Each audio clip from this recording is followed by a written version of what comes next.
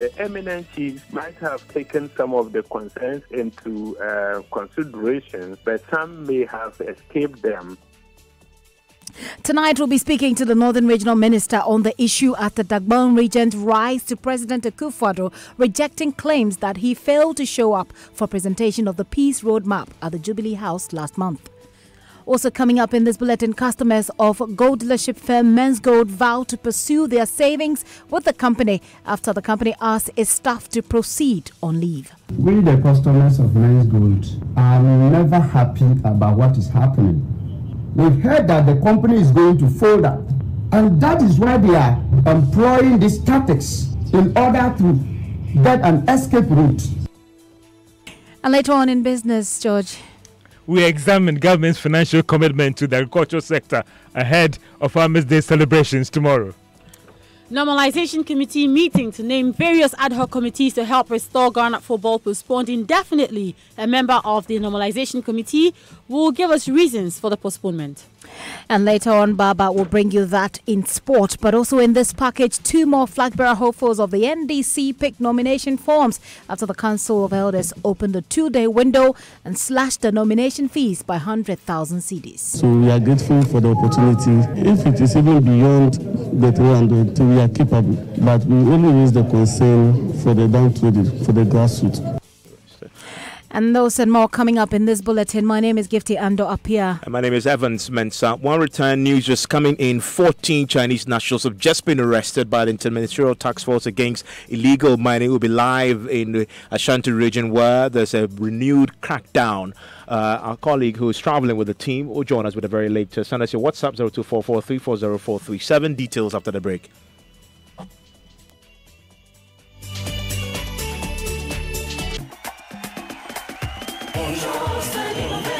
Financial services, providing knowledge and support and solutions.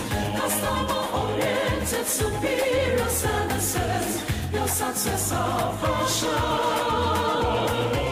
Trusted, innovative financial services, providing knowledge and support and solutions. Customer-oriented, superior services. Your success our portion. 10 good years of loyalty, service with integrity, protective of our Ghanaian brand. 10 years of excellence, 10 years of loyalty. Your success our passion, oh yeah. Your success our passion. Your success our passion. Hello, I say, how did now? Vodafone normal 10 megabyte free data. It will call Smart Rubiadron. Share. Hello, have you heard that Vodafone is giving 10 megabyte free data for every minute you talk? You just down 50-50. Yeah, hello. Aha! Right now, with the Vodafone people, just they can call plenty. Second of us, you talk 1 minute, you go get 10 megabytes. You talk 2 minutes, you go get 20 megabytes. 3 minutes. Call Vodafone or any network and get 10 megabytes of free data every minute you talk. It's simple. Talk to browse. The more you talk, the more data you get. Dial 5050 to subscribe. Talk more, browse more. Terms and conditions apply. The future is exciting. Ready? Let me explain in here. I'm a mistake where I use cement for all your projects. That's why Gassem, with 50 years experience, was to develop a various greater. What's your various jobs? What was super rapid 32.5 hours? Oh no, you're suitable for your dream house. As your screening now, or Daduchi, Nazi or plastering now, oh man, a perfect finish. Gassem, what was super strong 42.5 hours? Or your best suited for slabs, pavement blocks, Nasezicho blocks, Nankasa, watch your pumping. More for the biggest construction works like roads, bridges, on your high-rise buildings. Contractor and use Gassem Extra 42.5 M. Missy the bidet. Choose Gassem always. Gassem, the nation builder.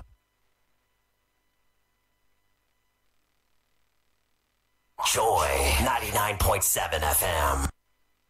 Live here on News Night on Joy 99.7 FM. Let's start with news coming in right now. 14 Chinese nationals, in fact, have been picked up and arrested by the Interministerial Task Force against illegal mining. My colleague Erastus Asari Donko is following this. Is on this beat for us tonight, and Joyce is on the line right now. Hello, Erastus. Yeah, Evan. And is it 14 or 16? How many Chinese nationals have been picked up? 16. 16. That's the number of Chinese nationals picked up this afternoon, and they also found 14 pump-action assault rifle guns. Some of them were, I would say, brand new in boxes, not used yet. A number of cartridges. Then they also, interestingly, found one rare military-grade M16 assault rifle in their hut as well. Now, Evans, this is the largest haul, according to the Inter-Ministerial Task Force. We have one site spanning like 6 football fields put together, and we have 15 of such sites belonging to one individual. And we were told by the security person who was at the site, the head of security, one ex-WO at the Boatin, and he said that he has orders from above. The site belongs to one Donald Intua, and they have permission from the National Minerals Commission to mine, and so they have permits, even in the midst of a ban on mining, to go ahead and mine. So that is what the Interministerial Committee has seized this evening. And this is happening, from what I understand, within the forest reserve? Exactly. This is the Kobro Forest Reserve. And Evans, it will interest you to know the number of trees that have been felled, and they've been covered with laterite, and they did not even harvest them. So you could see that this is the enclave of the forest reserve, and within it, you find the mining activity going on, deep pits covered in here, trees cut here and there. The ecosystem, you could see, severely damaged. So these Chinese nationals, 16 of them, were the rest, were they only Chinese nationals, or were the Ghanaian accomplices also? In fact, we had Ghanaian accomplices. We had 2 ex-service personnel who were manning the facility. We had other personnel who were also stationed there. There were a number of people who were working. It was more like a well-established illegality within the forest. The moment they saw us, they tried to hide the excavators. And so before we went there, we heard that they had 30 excavators working in those sites. And as we walked across the bushes, we found 6 of the excavators hidden inside the bushes. But it's a long, large field, so you can't go around it in the forest. But many of the excavators are stuck within the bushes there, within that particular site. The people arrested, where are they now? Currently, they've been handed over to the Obuasi Municipal Police. When we were leaving, their details were being taken. There was some number of Ghanaians as well, an undisclosed number, numbering over 11 who were arrested, including ladies who are also in the custody of the Obuasi Police as well. And let me also state, Evans, interestingly, when we went to the site, the ex-WO at the Boatin indicated that they were not mining. Initially, that's what he said. Then later on, we entered some of the makeshift apartments, and we found gold concentrates. And in fact, we saw about 4 large boxes of them. We were told that these concentrates are worth millions of Ghana cedis. And so it was at that point that he said, yes, they have a permit, and he can even show us the permit. They have the blessing of the powers of above. And at that point, the calls started coming in. One Donald Intua started calling. Other people started calling the officers we went with, indicating that they should leave the site. The site belongs to the so-called powerful people. I see. What happened to the excavators? Have they been left on the site? Well, the excavators, as we were leaving, I heard the officers calling for reinforcement from Kumasi to watch over the excavators. They have demobilized those that we picked from the bushes. The others that are stuck in the bushes, They said that they are going to go back either tonight or early in the morning to load them to the Obuasi municipality. Erastus, great job there. Thank you very much reporting from a forest reserve in the Ashanti region. And that's news just coming in there. So listen to Newsnight. Share your thoughts with us. If you are in that part of the country affected by illegal mining, I want to hear from you. All right, Evans. Now, the Northern Regional Peace Council is asking the Otunfo-led Committee of Eminent Chiefs to address the concerns raised by the regent of Dagbon as a matter of urgency. Now, the Kampakuyana and Dani Yakubu Abdullahi, in a letter to President Akufo-Addo, denied suggestions by Asantehene Otunfo-82 that, as the second, that he deliberately failed to show up at the Jubilee House as part of mediation talks on the Dagbon chieftaincy dispute. The Asantehene recently, as you're well aware of, presented a report on that mediation talks to the president, highlighting some challenges he's had to grapple with. Listen. In the Abudu side didn't actually perform their funerals waiting till when they thought they would also have a good environment which would be suitable to them to be able to perform their father's funeral so that they could move on. And therefore, we still have regions, most of the regions in the Abudu side also now waiting. The bone of contention has been whether regions can play a part in the funeral of Yana. And that also has come up. In fact, after our meeting, there were issues raised by the representatives of the regent of Dagbon and then the Kugana. I don't know where they were. Are the representatives of Kugana here? Because I asked for them to come. Prime Minister, you didn't get them? Or they refused to come? They said they are sick. All right. And he said he was sick, so he was not coming. Okay. Because after this, we will have to take very serious decisions on those people. Because I cannot countenance anyone holding Dagbon to ransom or this country to ransom. That's Otunfo said to the second last month when he was presenting the roadmap there. Well, here are excerpts of a 17-page letter addressed to President Akufo-Addo, copied to all former presidents, some foreign missions in Ghana as well as state institutions. In that letter, the regent accuses the Asantehene of not availing himself for a meeting. The pronouncements of His Majesty Otunfo before Your Excellency on 21st November exposes clearly the untruth on which the decisions on the Mediation Committee of Eminent Chiefs is based.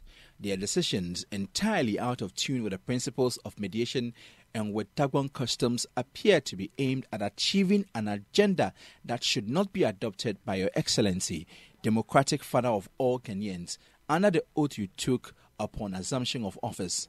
Your Excellency, Otunfo's suggestion that I refused to respond to his invitation is also not factual. I actually met him at Menchia 1st February 2015 and 18th July 2017, once at my behest and once at his invitation. A third invitation was sent during the Buvum Fire Festival in September 2018, when it was inappropriate to leave Yendi. Through his intermediary, he agreed to postpone my visit to a later date. When I followed up later, the first week of October 2018, he indicated that he was traveling to South Africa and would invite me upon his return. I have since not heard from him. I did not also unilaterally get my lawyer to go to him, but advised the lawyer to respond favorably to his invitation on the matter before his committee, which strangely is also receiving judicial attention at the instance of persons claiming to be leaders of the Abdu Royal Gate, for whom he has no blame. The courts have been contemptuously ignored by the committee. The Otunfo further grossly erred when he claimed that a very uncustomary advisory council of elders he put in place could not meet. The council met at least 7 times, with this last meeting in December 2011. During its lifetime, it discussed and advised me on funerals, land administration, and customs of Dagbon. Copies of the minutes were sent to the Northern Regional Minister and the Yendi Municipal Assembly. Copies of the minutes of the last 2 meetings were sent to the chairman of the Committee of Eminent Chiefs. So those are excerpts of the 17-page letter written to President Akufo-Addo by the Regent of Dagbon, read to you by Jojo Kobna. Let's get on the line now and speak to UN Senior Mediating Advisor Emmanuel Bombande on this matter. Mr. Bombande, thank you very much for your time this evening here on Newsnight. Now, a lot of people described the development as finally light at the end of the tunnel when Otunfuo presented that report at the Jubilee House last month. In the midst of the recent concerns that we're getting from the Dagbon Regent, how do you, and also we know that there's a funeral that's supposed to come up somewhere next week. How do you envisage we can work around this going forward? First of all, good evening to you, your team, and the people of Ghana. What I would want to put across is that what you are seeing is very normal in the processes of searching for sustained peace out of a protracted conflict. Now, keep in mind that this roadmap is the second, because there was an initial roadmap that eventually was not able to deliver. What does this tell us? That every roadmap should be understood to be the beginning of the real hurdle with all its challenges and obstacles. So rightly so, the whole of Dagbon and the whole of Ghana celebrated, as you described it, this second roadmap as a true and remarkable first step and a light at the end of the tunnel. But that should not mean in any way that because that roadmap was agreed, everything is going to be so smooth and seamless in making sure that the steps in the roadmap are accomplished. What is important for us to note is that each step in the roadmap invites all the key stakeholders to work as seriously in moving beyond that step to the next. So it is never for granted that because it's a roadmap, the steps in the roadmap by themselves would be easy to overcome. And that is why the patience, the tolerance that is required, the understanding from all on each of the steps becomes very important. But to all, yes. Mr. Bombande, I wanted to... Right. Yeah. I wanted to know how, what kind of advice would you give as a mediating advisor? I mean, I'm sure you've dealt with incidents like this and even perhaps, more serious ones. How would you advise? We know that the Northern Regional Peace Council is trying to mediate and, get things to move according to the roadmap. But what would you advise they did in this instance? Yeah, so in this instance, the conveners of dialogue, which is the Northern Regional Peace Council, supported by, obviously, the lead mediator, the Committee of Eminent Kings, must continue to convene and bring everybody together, regardless of the interpretations or how people perceive and understand the type of messaging and communication coming from different sides of this process. And in so doing, the confidence building, which has gone on for a considerable amount of time to arrive at this second roadmap, continues to build up. And so confidence building will never end because people are trying to check again with themselves whether the trust that they have given to this process is absolute. And so when you hear what you are reading, the point that we must note is that it's normal. It is part of the challenges, and that Otunfuo, the Committee of Eminent Kings, the Northern Regional Peace Council must continue to convene, build trust, and let people continue to clarify. If there is anything I needed to add as an advice, I would have wished that as much as possible, we keep maybe for the lack of a better word, what we can see as frustrations as limited as possible, rather than distributing it to a wider audience that at the end of the day might begin to make the trust building in itself more difficult. And as you must understand what I mean. When you distribute this type of a document to our diplomatic missions and you make it a little bit wide, it carries with it a certain sensitivity precisely because this is a very protected internal matter which has become intractable, and you want to deal with it as much as you can at home rather than making it a bit too much internationalized for that matter. Yes. Mr. Bobande, are the funerals planned for December, next week and the week after that? Are they possible with what we're just hearing now, with the latest developments? They are possible. What it requires is, what was the conversation that took place to commit to this roadmap with a clear indication of the funerals, beginning with the first one, which is, I understand, Yana Mahamadou, and then in January, Yana Yakubu Andani. It is that type of conversation that needs to be revisited. Is there anybody who did not have clarity and wants to ask further questions? Is there anything to clarify further? Who probably should be providing the type of logistics, the type of support, the type of arrangement, including security arrangements for a mutual satisfaction of all the parties. Right. And that is why you dialogue, you clarify, you dialogue, you clarify. You dialogue, and you clarify. It is possible, yes, to stick to that roadmap as it has been agreed. Right. And speaking of which, we have the Principal Programs Officer of the Northern Regional Peace Council, Nuhu Abubakar, on the line. Let's bring him into this conversation. Mr. Abubakar, you intend to meet the regent. When exactly are you doing this? We are already speaking to partners behind the scenes, and we will also be furthering our discussions, and we'll be going to Yendi on Saturday, God's willing. And this particular arrangement was already planned before the emergence of this letter. And so it will be whatever concern was raised or is raised in that particular letter will be noted. But we hope that we will be able to document further concerns and then other intricate grievances that we need to weave into the peace process. And so that is exactly what we will be doing. You were petitioned. I mean, the letter was also, you were copied in that particular letter that was circulated by the regent of Dagbon.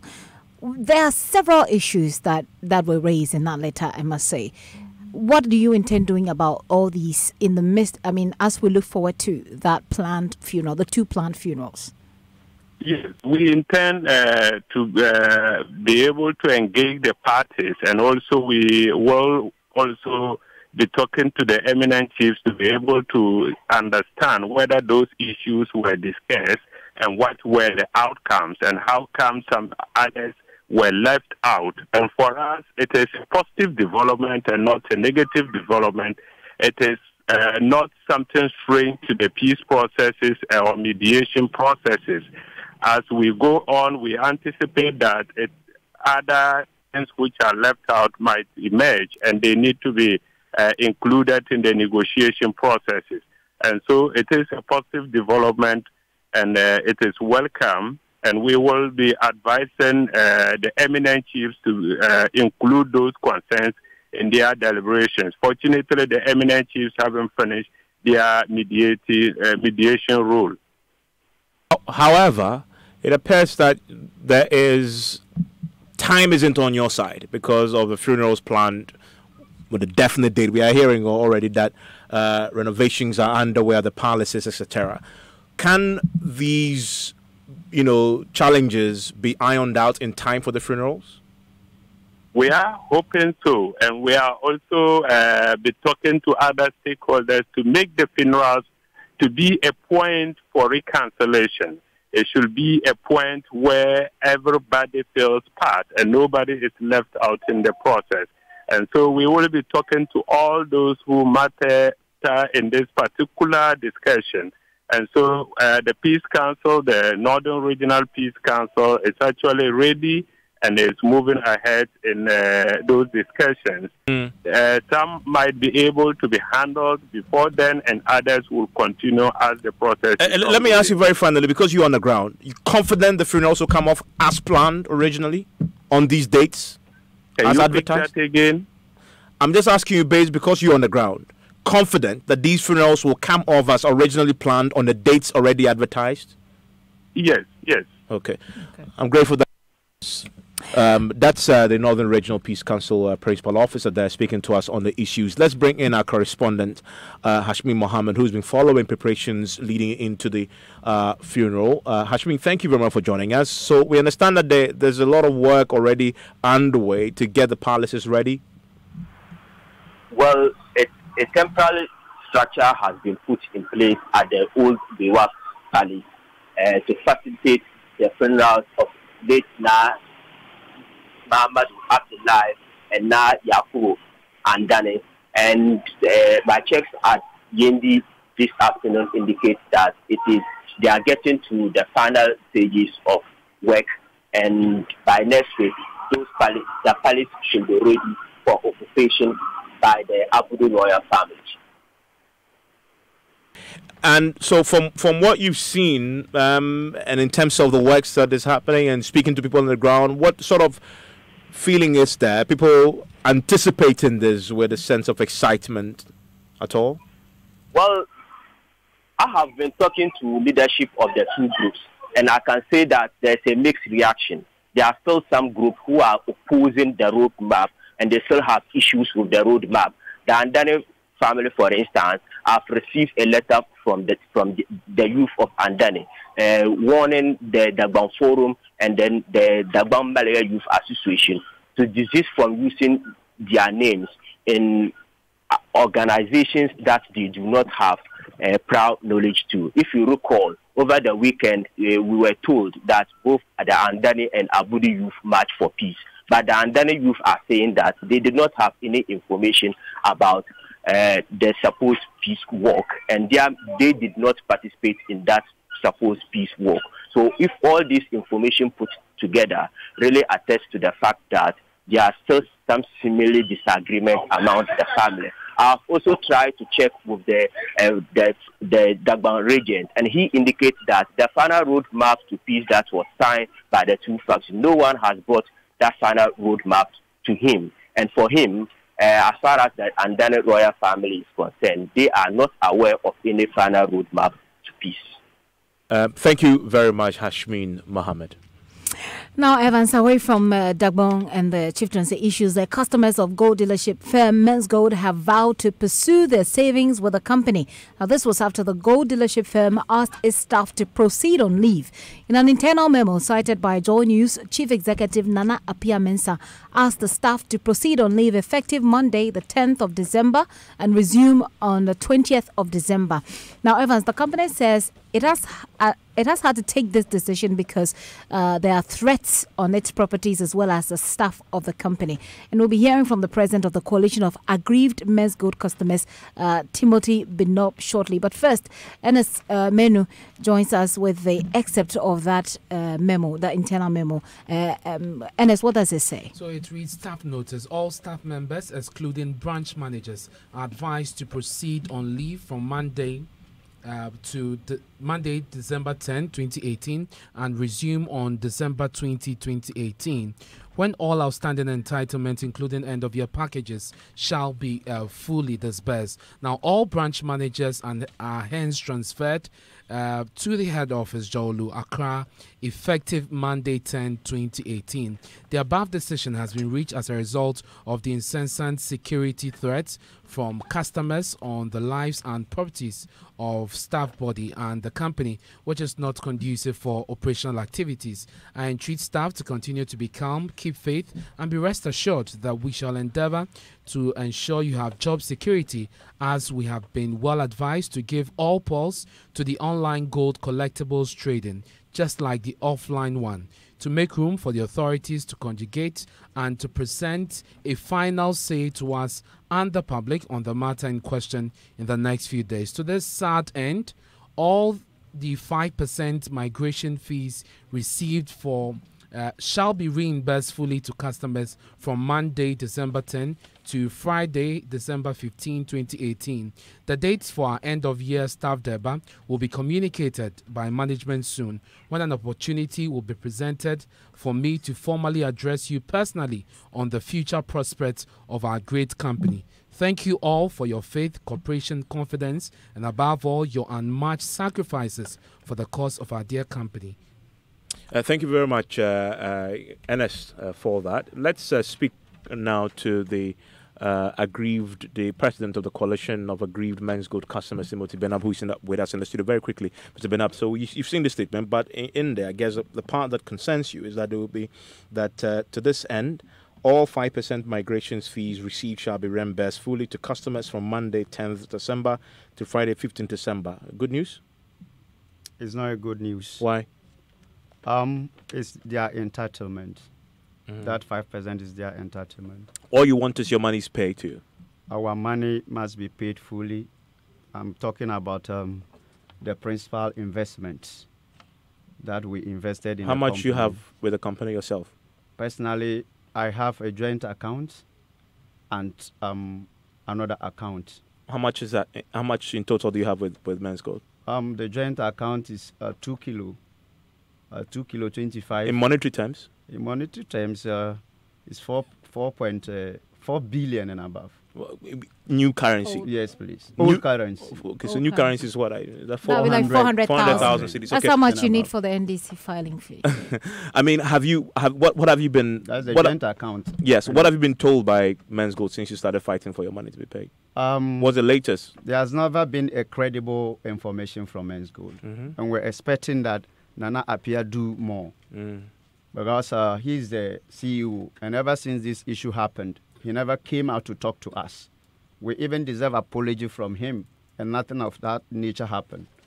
When he came, when this issue cropped up with the second bulk, on the other hand, we customers were very loyal, and we stood firm behind the company, thinking that they will resolve this issue with the stakeholders, so that maybe they continue their business.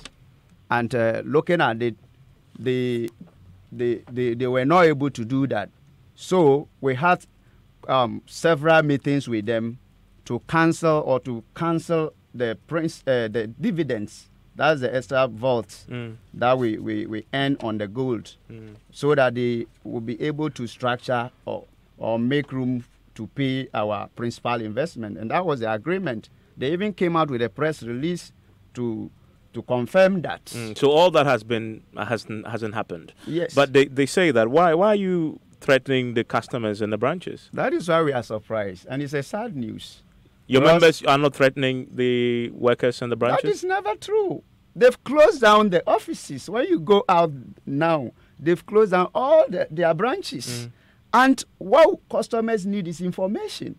So verily, they will actually go to their branches to seek for information. And you say all these branches have been closed? All the branches have been closed? They have been closed. So it's not true that the more interesting thing is that all the branches have been protected by policemen. Okay. You go there, the security men are there.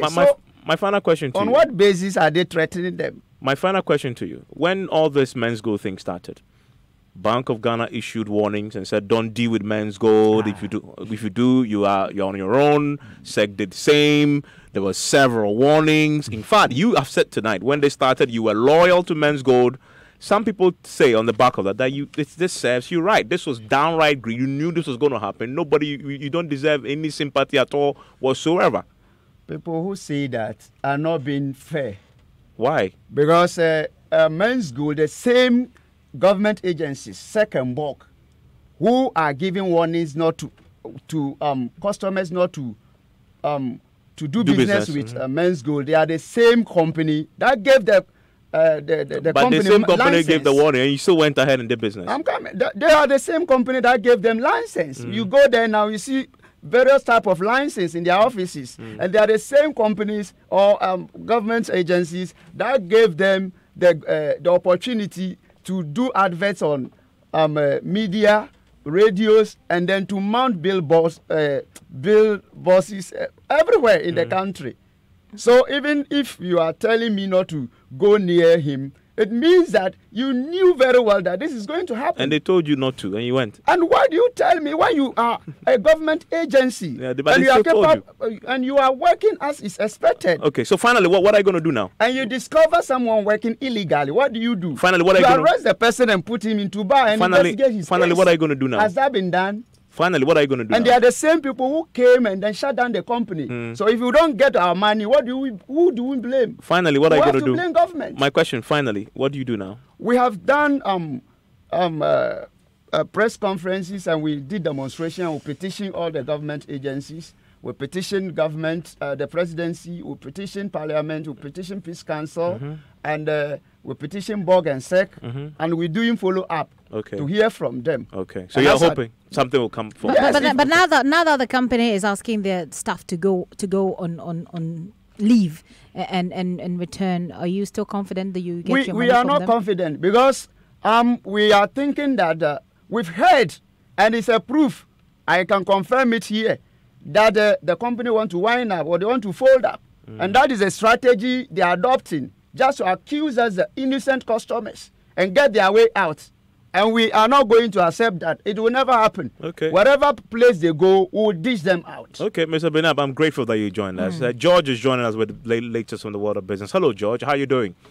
I'm not doing bad, Evans. And coming up in business, we explore government financial commitment to the agri sector as we celebrate Farmers' Day tomorrow. And also, Energy Commercial Bank refunds initial public offering cash to investors after it failed to raise the targeted amount during the offer. The business news on Newsnight is brought to you by MTN Business. Welcome to the new world of business. Kingdom Books and Stationery, your number one-stop shop for all your office essentials. And Mark Autopass distributors of Isuzu pickups and Chevy cars. And First National Bank, we are the bank that understands your business. First National Bank, how can we help you? The MTN Heroes of Change celebrates people who are making a positive change in their communities. That's why I nominated Naomi Aku-Amwa. For the past 16 years, she's cared for the homeless and the orphans in her community. You can imagine my excitement when she eventually won. If you know anyone positively impacting your community, then nominate them in the MTN Heroes of Change. Your hero could win 100,000 CDs. Just fill an online nomination form at heroes.mtn.com.gh or pick up a form at any MTN service center near you. Deadline for nomination is 18 January 2019. See press on online for details or contact 0554 222 222 for further inquiries. Nominate that hero who is brightening lives and let's celebrate them. MTN Heroes of Change. Be the change you wish to see. Everywhere you go, MTN. Let us help you bank with the right bank. At First National Bank, we're more than just a bank. We're a digital partner that actually understands your business. Enjoy massive value with our various banking solutions. Get a business check account, a day-to-day transactional account for all businesses from all sectors of the economy. Access our online banking enterprise and bank your way 24/7. Invest with our short or long-term options that enable immediate access to funds. Optimize your cash flow, raise capital, and acquire assets with ease with our lending solutions. Trade with speed, consistency, and innovation with our global payments and forex solutions. With so much value up for grabs, there is no reason not to bank with First National Bank. First National Bank. How can we help you? Kingdom Books and Stationery Limited is organizing its end-of-year furniture promotional sales from the 1st to the 31st of December 2018. Kingdom Books and Stationery is giving away a whopping 10% discount on all furniture at the following branches: Tema near Community 4, Airport, Woolworth Building, Head Office, Akweje, Takoradi Fijai Road, Santasi and KNUSD in Kumasi. Hurry while stocks last. For further inquiries, contact us on the following numbers: 050-140-1050 or 0302-762792 or 0302-764101 or email us kingdomcustomerservice@ymail.com or info@kingdomgh.com. You can also visit our website www.kingdomgh.com. Kingdom Books and Stationery Limited, where quality and affordability is assured.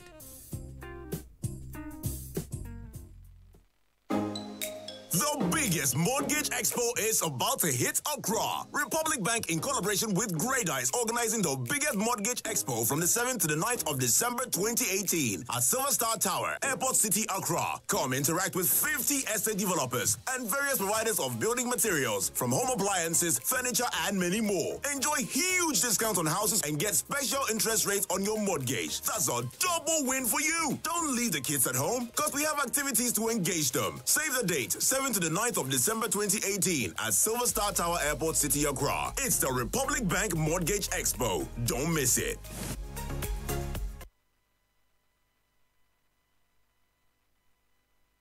Joy 99.7 FM. Welcome back to Business on Newsnight. And the Chief Executive of the Ghana Investment Promotion Center, Yofi Grant, is assuring foreign businesses and investors not to panic as a result of the current challenges facing the city. The local currency is said to have been depreciated by more than 7%, development that could affect fresh investment into the country's bonds and other sectors. It's because many people have said that this is one of the main reasons that has contributed to the current challenges facing the city in terms of investors actually holding back their cash due to these problems. Well, Mr. Yofi Grant tells Joy Business investors should understand that the current development is just for a little while and it wouldn't last, so they should be assured that their investments are safe. But it's a blip, because I am fairly convinced that the Bank of Ghana has a firm grip on it, on these cyclical occurrences, and therefore I've worked on it. And of course, you saw the CD drop a bit, went beyond the 5 CD mark. It's been pulled back into the 4.7, 4.8 CD mark. And the thing is to find what is the real comfort level of the CD that we are comfortable with, and eliminate volatility. And FDI plays a strong role in bringing in more dollars into the economy. Yes, FDI plays a very strong role in bringing more dollars into the economy. But the thing about FDI is not temporary. Very often it comes in, sets up a business, and they look for growth and sustainability. That is why it's important to attract FDI.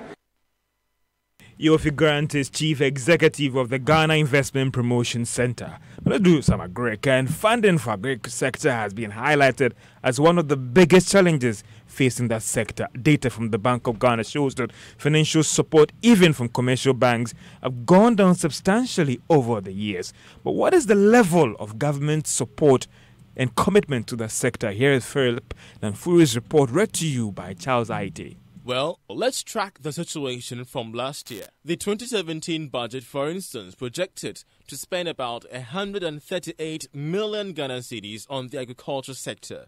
Fast forward to 2018, the amount that government is hoping to spend has increased to 249 million Ghana cedis. Majority of these funds would be advanced towards government's flagship agri program, the Planting for Food and Jobs. In the 2019 budget, the amount is also projected to hit 380 million cedis. Some trend analysis show that funding for the agri sector over the years has been witnessing some significant increase.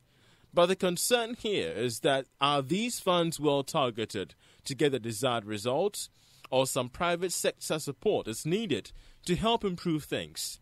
But many are asking whether the challenge faced the agri sector is a funding, policy direction, or a lack of adequate infrastructure issue. That Philip's Namfuri's report read to you by Charles Aite. Let's still stay on agri because some fisher folks at Jamestown here in Accra say they feel left behind anytime the country commemorates the Farmers' Day. Already, government has bagged on a 50 million construction of Jamestown Fishing Harbour, but these fisher folks say more can be done to move beyond the celebrations day for them to actually feel their impact and their contribution to the sector. They've been speaking to Joy Business. Government must focus on the fisher folk when it comes to the celebration of Farmers' Day. The fisher folk may get a few goodies on Farmers' Day, but if they could be economically empowered, we would appreciate it. Farmers' Day, that's where your Farmers' Day. We always celebrate Farmers' Day, but the benefits always elude us. We want to feel its impact here at the Jamestown Beach. And those are some fisher folks here at Jamestown expressing their views on Farmers' Day and how they feel left behind this whole celebrations. Let's do some stock market news. And Energy Commercial Bank has announced that it's refunding all cash offered by investors during its initial public offering. Under the laws covering public offers, a certain institution, or you're supposed to raise a required amount. Now, if you fail to raise that amount, you're supposed to refund the monies to investors. Now, Energy Bank should have raised about 60 million Ghana cedis for it to see that the fund or the offer has been successful. However, it failed to raise this amount. That is why it is actually offering these monies back to investors, and he's asked them that they should actually link with the agents or these banks that they bought these shares from, and they will get their monies. So it looks like their plan to list on the exchange could face some challenges. Maybe they have to seek for an extension and come back later, raise the required amount, and get the monies from investors. And that's all for Business on Newsnight. All right. Thank you so much, George, and enjoy the rest of the evening. Very soon we'll be doing. Well, Baba is here with some sports. Baba, what's happening? What's the latest? Hi, Gifty. So, Ghana Football's Normalization Committee was expected to inaugurate a number of ad hoc committees earlier today. Now, these committees are expected to help the Normalization Committee deliver on its mandate handed it by FIFA, and ultimately it is to help restore Ghana football to normalcy. Now, information gathered by Joy Sports has it that this meeting did not happen today as scheduled. Now, spokesperson of the Normalization Committee, Dan Kukuyebo, has been confirming this development. Yes, originally the event was scheduled for today, but it's been postponed. The new date for the inauguration will be communicated to the public in due course. The job is done, so it wouldn't take us too long for us to announce a new date. If you say the job is done, what exactly do you mean? I mean the composition of the committees have been done. What is left is the inauguration, so it wouldn't take us that long. Right, so that was the spokesperson of the Normalization Committee, Dan Kukuyebo, and he says that so more or less this meeting to inaugurate the ad hoc committees is postponed indefinitely. We do not know when exactly it's going to be done, but the composition of the membership of all of these committees is already done. And there are some matches going on across Europe, and it's mainly in Italy is Coppa Italia, in Spain is Copa del Rey, which is also the King's Cup. Earlier today, Real Madrid beat second division side Melilla 6-1. Levante also won by 2-0 against the second division side Lugo. Later, we have Real Betis up against Racing Santander. But currently ongoing, Eibar is losing by 2-1 to Sporting Gijón. And SD Huesca is also losing at home to Athletic Bilbao. In Italy, in the Coppa Italia, Genoa 2, Virtus Entella 2. Later, Torino will take on Südtirol, also in the Coppa Italia. That's your sports. Good evening. You failed to beat Mourinho. You know what? Instead of coming to play football, I really wanted to stay off this. You guys came to do martial arts. You saw how Fellini was pulling people's hair and pulling them down. Can we just move on already? With his elbow and all of that. Did you see all of that? I wanted to stay clear of it. I didn't even watch. Next time, the game is football. Read my lips. Football. Tell your players and your coach that it is football. You play with your legs, the coach with your feet, feet, not with your hands, karate. Not with your elbow. You don't pull down people's hair. You don't do martial arts. Play soccer. Just kick the ball. Okay, we can move on at this. Well, thank you very much. We can move on at this point. There was a lot of text message. WhatsApp messages are coming through. This one says, Evans, Ghana needs peace everywhere. So my family members in Dagbon should embrace peace, not war, else they will continue to live in abject poverty. That's Ernest from Taifa. Donald says, I'm pleading with the Abudu Gate to collaborate with Asante Hene and his eminent chiefs to bring lasting peace to Dagbon. We are tired of this long-standing conflict. And this one says, good evening. The government has to seize and sell all the Men's Gold Company properties to pay for the customers. And that's coming from Sena Hateka from Agonu. Dumase, this one says, Evans, the Men's Gold customers should not waste our ears. They had all the chance to withdraw their investments following the persistent cautions on the media by Bank of Ghana. My name is Jacob. Jacob, thank you for sending that message. All right, and just two more, so we go. There's a ban on illegal mining, and some can still do it comfortably, and are described as from above. Since when did people become higher than the laws of Ghana?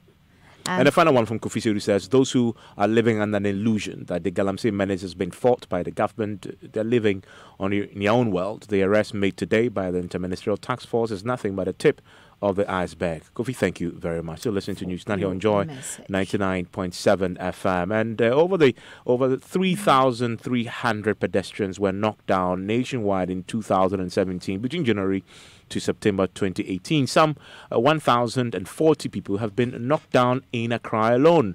Now, the National Road Safety Commission says indiscipline could push the figures up as pedestrians continue to cross some highways dangerously while abandoning footbridges, especially with the Yuletide approaching. Kamala Dome visited the La Paz end of the N1 stretch to observe how pedestrians were crossing from one side to the other.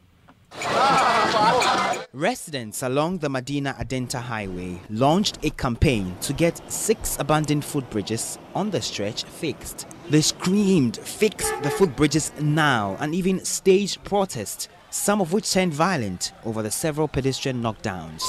Only last month, government announced the 6 bridges have been awarded to 6 different contractors. President Akufo-Addo Wednesday toured some other project sites to inspect progress of work.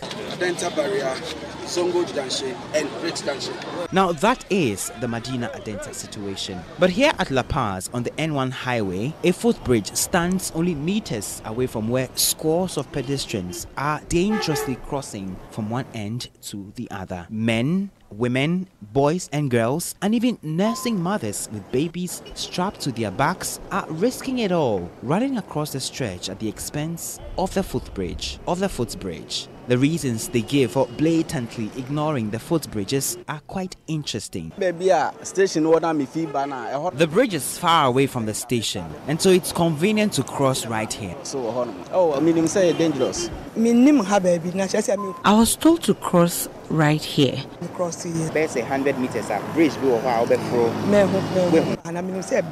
The person I'm waiting for, the person is here, so the person I should pass. So I don't even know that there's any footbridge over there. So where you are returning, are you going to use the footbridge? Yes. Not far from where I stand, a mother with a baby strapped to her back is on the phone. And in the median of the highway, she's waiting for the road to clear. It is dangerous, but it's quite a distance from the bus stop. After monitoring the situation for 2 hours, I counted 100 people and then eventually lost count. I make a quick dash onto the footbridge, and here only a handful of people are making use of the facility. It will take some attitudinal change to get people to understand their lives are safer when they use the footbridge. In this regard, the National Road Safety Commission says there must be serious action taken to halt the number of deaths. Engineer May Obriyebwa is Executive Director. The pedestrian activity around La Paz is enormous. To look at the number of people who use the La Paz area every second. It's so many people. The Ministry of Roads and Highways have plans for that area, an interchange at La Paz. In the long term, that's what they intend doing. But as of now, I don't think they've got funding for it. From January to October this year, the whole country, we've had 2,602 pedestrian knockdowns. In Accra alone, we have 1,040. Accra is almost taking half of it. Just what else would it take to get the hundreds of pedestrians who cross the highway dangerously to take the trouble to use the footbridges provided? And Kamala Adom filed that report. Evans, let's get on to some politics now, because 2 flag bearer aspirants of the NDC picked nomination forms after the Council of Elders extended the deadline for the pickup and submission of those forms. They don't want to miss out. After all, they nearly crashed out, and so now that they're given the lifeline, they picked it immediately. The lifeline came active. Now, the 2 aspirants include Dr. Sfio Gabra and Idris Nuruddin. The Council and the Functional Executive Committee yesterday also, we know, slashed the controversial 400,000 CD filing fee to 300,000 CDs. Head of legal team for the Sfio Gabra campaign, George Tetawayo, called for inclusiveness in the electoral process. He made the call when he picked up the forms on behalf of Mr. Gabra. The candidates have been on various platforms stating the principle, and just yesterday the candidate was another candidate, Sly Mesa, and both of them made that assertion, which is public. For example, if you look at the recent National Congress, where choice of songs. We're indicating, projecting one person. So we are not the ones saying it. Who is this person? Please, you are the media. You know what I'm talking about. So what we are simply saying from our end is that these type of dispositions do not help the race. It's a family affair. It's a family contest. Let all the 12 children of Jacob, let them go out there and tell the Israelites, tell the people they are seeking their assistance via vote, what we have for them. Still has indicated that he's coming to build constituency offices.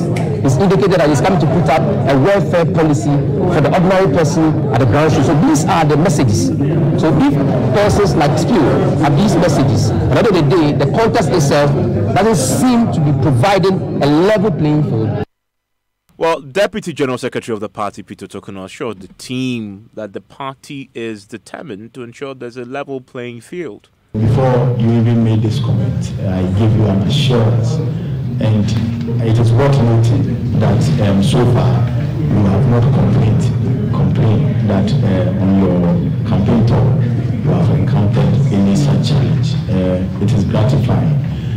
We are sure fully that you are going to have a very fair playing field to maneuver. And we assure you that as much as possible, we are going to work very hard to make sure that the true will of the grassroots of our party on the 26th of January 2019. Thank you very much. Thank you. Well, that's Peter Tokunor, Deputy General Secretary, and we've just been joined by my colleague Parker Wilson, who has been at the party's headquarters all day. Parker, let's start with the latest, because I understand there's a meeting that had been going on for a while between the Council of Elders and the aspirants who were agitating. There's a statement from there. Yes. Now, it includes the General Secretary of the party, that is Johnson Asedi Nketiah. The meeting ended a while ago, and the Council of Elders have issued a statement. In fact, they started by talking about the petition, what the aspirant brought to them, and their resolution. Now, let me tell you what essentially they said. Now, according to the Council of Elders, the two parties concluded their meeting with the acknowledgement that there was the need for continued dialogue at the highest level of the party, especially between the Council of Elders and the National and Functional Executive Committees and the aspirant. The subcommittee of the Council of Elders indicated that there is the need to continue with the dialogue and consultations at all times. Now, the subcommittee, and then they mentioned the name. So essentially, what they are saying is that, Evans, there should be dialogue between the aspirant, the Council of Elders, and then NEC. I'm sure we've not heard the last of this, because there were other complaints that the aspirants have had put forward that they were expecting that will be ironed out today. I'm sure we'll be hearing more from these aspirants and the executives as well. Parker, thank you very much. And Evans, tomorrow is Farmers' Day. It's a day that we set aside to celebrate our farmers. But if you have large acre farms and monitoring and application of farming methods is your nightmare, you need to hear this. Because with the introduction of locally built drones, you will be able to map out your farm, detect crop diseases, and do real-time monitoring of crop growth. Now, that's not all. For those in the oil and gas sector, inspecting pipelines and other installations just got a rapid boost with these drones. For Tech Thursday today, Evans, you know that we're highlighting the drone technology and how it could make life easier for many sector players in the Ghanaian economy.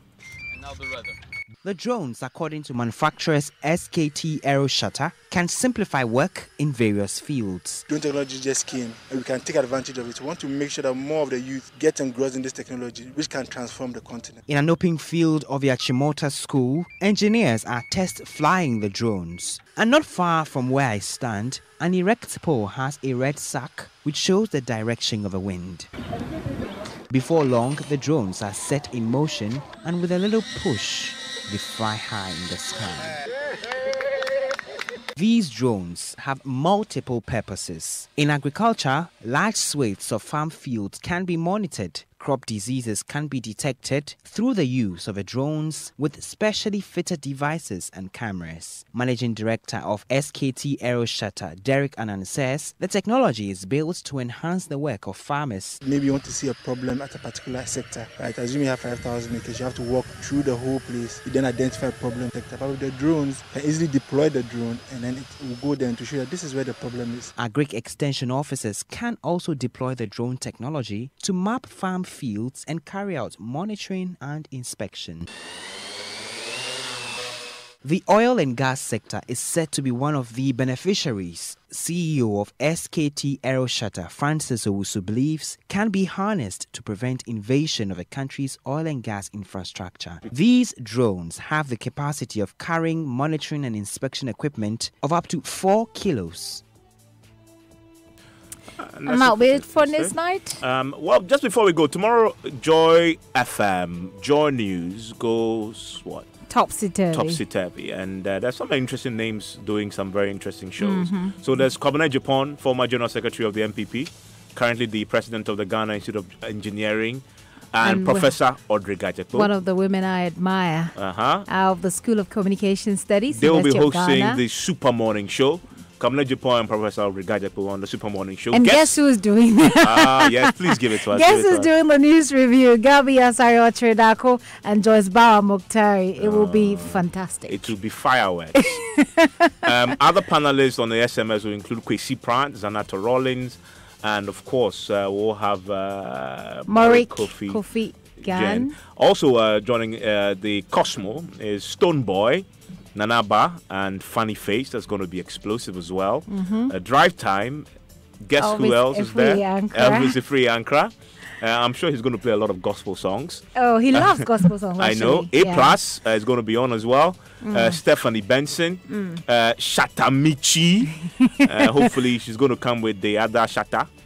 No, he won't come with the other. She won't come with the other. And my Shatta. personal favorite, Kum Chacha. Kum Chacha Bakope. AKA Kum Chacha Bakope. Midday News, Hassan Ayariga. APC. APC Sharp. And this is my personal favorite, Reggie Rockstone and wife. Yeah. We'll be doing a midday They move news. together. And guess who's doing 6 a.m.? Who's doing 6 a.m.? Ochame Kwame. Okay, the rap dada. And Evans, this is also happening on Joy News. No, wait. On Newsnight in the evening, it's Linda Forikwafo, who is the executive director of the Ghana Integrity Initiative, and it's also the board member on the special prosecutor. You know. So and then she says we are arranging that she'll interview Martin Amidu live on the show. That'll be interesting. Yeah. So of course, for the weekend warmer, we've got Out to Bees and Media Forcing. That's going to be right dope. On TV. Well, on TV in the morning you have Wendy Shea. Oh, Wendy Shea. I'm going to wake up very early and tune in to what Wendy Shea, because she's going to perform. Evans, has she told you she's going to perform? Mema Peshe. And it's not Peshepa. Oh, and Meshepa.